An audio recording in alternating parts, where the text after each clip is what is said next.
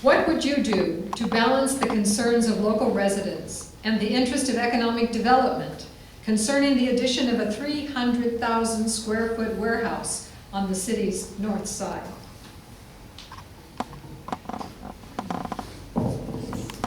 Wow.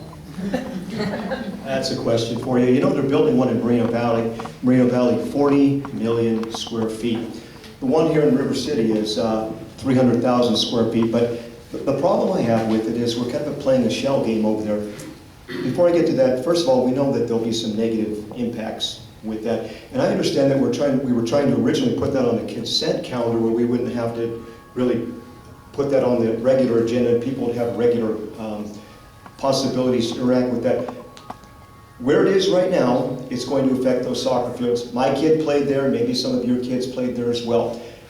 A lot better things can be done with that. That is on historical land. We need to recognize that if we tie all of that together, make it a historical property, that's a great thing. You've got the vacant, you've got the fallow golf course, let's do something with that. Around that you can build what I'm going to call holistic economic development where you tie things together. None of this one-trick pony things where we build something and then we don't do anything with it. Mr. Gardner.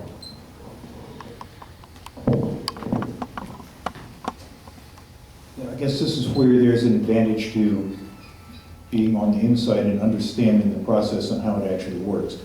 The general plan that was adopted by the council just before I took office set up zoning on a portion of the north side, including the site of this proposed warehouse. And a warehouse of under 400,000 square feet is permitted as a matter of right. If they meet the basic design codes, they don't even go to the planning commission. It's approved over the counter in the planning department. Doesn't go on the consent calendar at the council. I think that's a problem.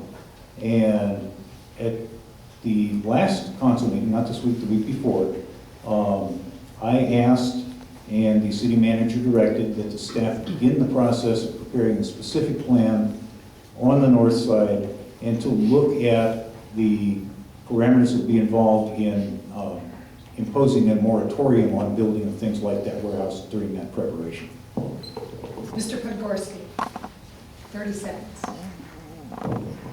Mike, I'm really flattered that you took my advice from the last forum when I suggested you make a specific plan. And so thank you very much. And that's exactly right. One of the reasons why they don't have a specific plan is because it creates a lot of ambiguity. With that ambiguity, then we're able to do a lot of different things. I'm glad that Mike is finally crystallizing his position because up to this point, he's been very vague and I'm fearful, what's capable of happening here. We need to vet this thing out, complete transparency. Complete transparency.